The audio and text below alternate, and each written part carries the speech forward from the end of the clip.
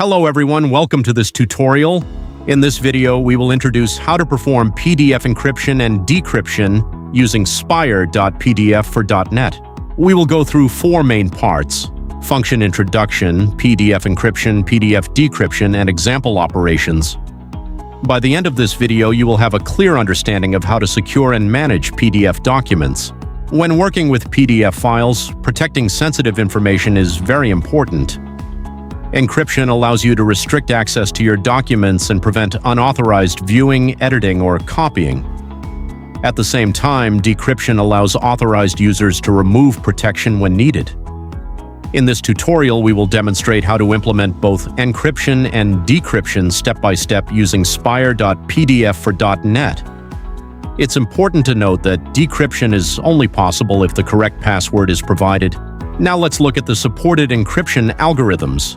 Spire.PDF supports two main types: AES encryption with 128-bit and 256-bit key lengths, offering a high level of security. RC4 encryption with 40-bit and 128-bit options, mainly used for legacy compatibility.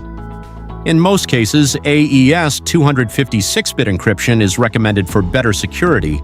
In this section, we'll look at permission flags in Spire.PDF. These settings allow you to control what users can do with a PDF document. For example, you can allow or restrict content copying, printing, and editing. You can also enable form filling with the Allow Fill Form Fields option. If needed, you can quickly grant all permissions using Allow All, or block all actions with Forbid All. By configuring these options, you can manage document access in a simple and flexible way. First, open Visual Studio and create a new CSharp console app project. Here, I'll give the project a custom name based on the functionality of this demo.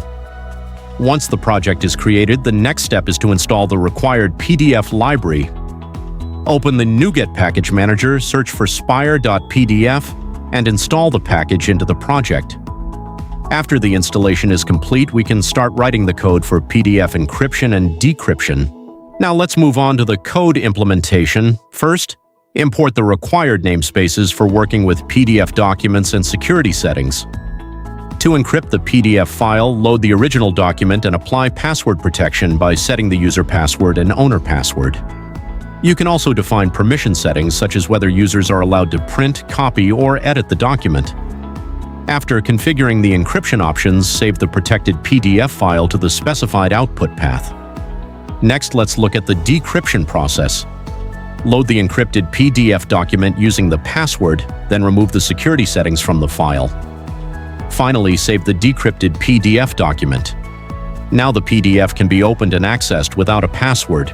Thank you for watching this video. If you're interested in more document processing solutions, feel free to subscribe to our channel. See you in the next video.